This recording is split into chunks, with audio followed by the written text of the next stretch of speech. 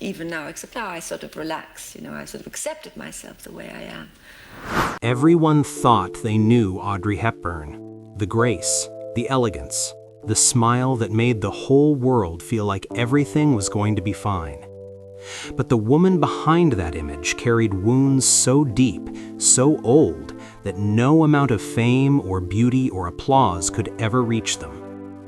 She moved through life searching for one thing above everything else.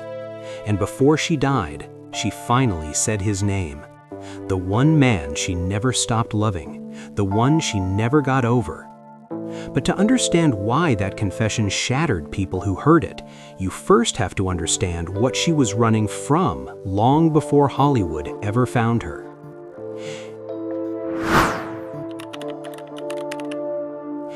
She was born Audrey Kathleen Rustin on May 4th, 1929 in Brussels, Belgium. Not into poverty, not into simplicity, into a world that looked on the surface entirely stable. Her father was a British banker. Her mother was a Dutch baroness.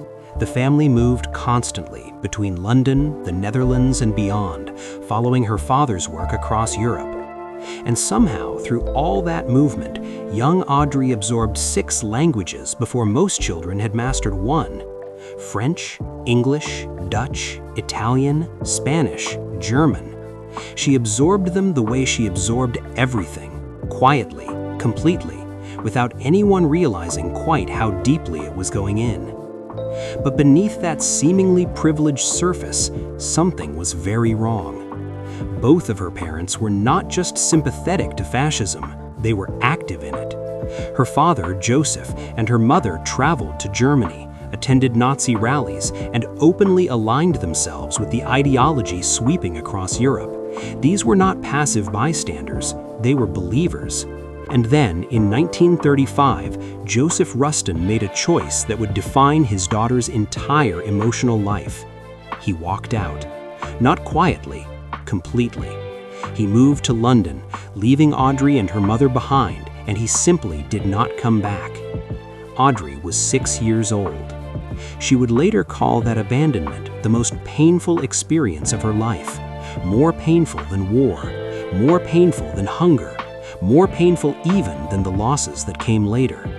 Because a child doesn't understand politics or ideology or a father's restlessness. A child only understands one thing. He left, and I wasn't enough to make him stay.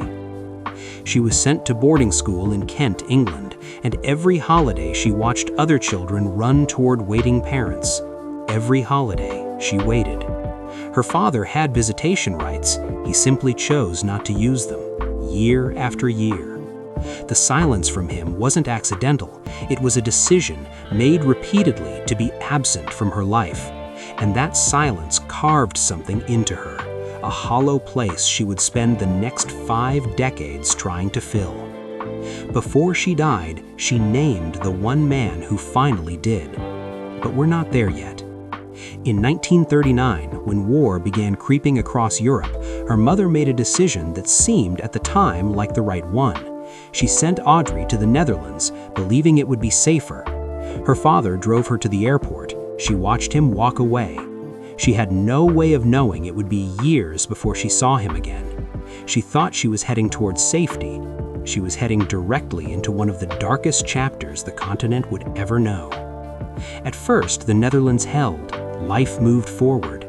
And then, in May of 1940, when Audrey was 10 years old, German forces invaded. Not slowly, overnight. The country transformed. Soldiers in the streets, the SS visible at every corner. What had felt like refuge became a cage. There was no leaving, there was only surviving. She adopted a new name, Edda van Heemstra, her mother's surname used to hide her British identity. Because being identified as English in occupied Netherlands was dangerous in ways a 10-year-old should never have to calculate. She learned to be invisible. She and those around her hid in dark cellars while gunfire moved through the streets above them. She learned the sound of boots on cobblestones and what it meant when they stopped moving. Then 1942 arrived and survival became personal. 2 of her uncles were arrested, taken as hostages, and executed. Just like that, the war stopped being something happening to other people. It was inside her family. And something shifted in Audrey. She stopped trying only to survive. She started trying to fight. She joined the Dutch resistance, a teenage girl moving quietly through occupied streets, delivering underground newspapers, carrying messages for Allied forces, sometimes with the papers folded inside her shoes. It was calculated, deliberate, and extraordinarily dangerous. One wrong encounter, one search, and the consequences would have been irreversible. But here is the part that stops people cold. She used dance to do it. Before the war, Audrey had dreamed of becoming a ballerina. That dream didn't disappear during occupation, it transformed. She performed at secret underground gatherings, concerts designed to raise money for the resistance. But these were unlike any performance she would ever give again. When she finished dancing, there was no applause. The audience sat in complete silence, smiling at her, tears on some of their faces, because a single sound could have exposed them all. She danced in silence. She gave everything she had to a room that could not respond, and she did it anyway. Beauty forced to exist without acknowledgement. Art as an act of defiance. By 1944, even defiance wasn't enough to hold back what was coming. The Dutch hunger winter arrived with a brutality that is difficult to comprehend. German blockades severed food supplies across the Netherlands during one of the coldest winters in recorded memory. People starved, not as a figure of speech, literally starved. Audrey's family, like thousands of others, ate tulip bulbs to survive. Her body, already stressed, began to collapse. Malnutrition, anemia, respiratory illness. The girl who had once trained hours a day to become a ballerina could barely stand. At the same time, everything her family had owned, the wealth, the homes, the comfortable life, all of it was gone. She was a teenager with nothing, sick, starving, and surviving on willpower alone. Remember that image the next time you see her in a black dress at Tiffany's. When liberation finally came, Audrey described one memory more vividly than almost any other. A UNICEF worker handed her a chocolate bar, a single chocolate bar. And to her, in that moment, it represented everything: the return of life, the possibility of a future. She didn't take it for granted.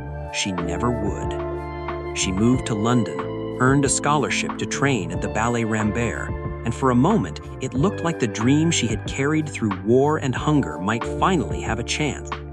But the years the war had taken from her could not be recovered. Other dancers had trained continuously while she had been surviving. Her weakened body struggled to do what it once had done effortlessly, and eventually she had to face a truth that broke something in her. She would never be a prima ballerina. She had held that dream through everything, and now, in peacetime, it slipped away. But then came the pivot that changed everything. She turned to acting, not out of passion, at least not initially, out of necessity. Acting paid. Acting was work. And somewhere in the background of small stage roles and minor film appearances, something remarkable was quietly assembling itself. In 1953, while filming a small picture called Monte Carlo Baby at a hotel in Monte Carlo, a woman approached her on set. That woman was Colette, the legendary French novelist. Without hesitation, she told her that she was the only person who could play the lead in Gigi on Broadway. Audrey was stunned. She said yes. And nearly simultaneously, in Hollywood, director William Wyler was searching for someone to lead his next film, Roman Holiday. He had watched her screen test. Established stars were being considered. Elizabeth Taylor's name was in the conversation. But Wyler chose Audrey. He saw something that couldn't be manufactured. Her co-star, Greg Peck, saw it too. He was so certain of her future that he insisted before filming began that she receive equal billing despite being almost entirely unknown. That was not a common gesture. That was a man recognizing something rare when he saw it. Roman Holiday was released. Audiences felt it immediately. She was elegant but not cold, refined but not untouchable. Something about her felt honest in a way that was almost startling. By 1954, Cecil Beaton had written that she represented an entirely new feminine ideal. And then she won the Academy Award for Best Actress. After one film. One. She was 24 years old, the weight of a stolen childhood behind her, a father-shaped hole still open in her chest, and the whole world suddenly at her feet. Before she died, she said his name, and the people who heard it understood something they hadn't before. But first, she had to survive her own heart. The romances came, and they each left marks. James Hansen was first, a British industrialist, a solid and promising engagement in 1952. Wedding plans were in motion. Then Audrey stopped. She looked at the life ahead of them, saw the direction they were each heading, and knew. She called it off publicly, explaining only that she needed a marriage she could give herself completely. And she finally understood it. She said it plainly. Of all the men who had moved through her life, there was one she had never fully released. Not a husband, not a co-star. The one man who had seen her fully, treated her gently, and made her feel without condition that she was enough. She said his name, and the people closest to her said they were not surprised because they had always seen it in the way she spoke about him, in the pause before she answered certain questions, in the look that crossed her face when something reminded her of him. Some loves don't end, they just go quiet, and they stay that way, underneath everything, until there's finally nothing left to hold them back.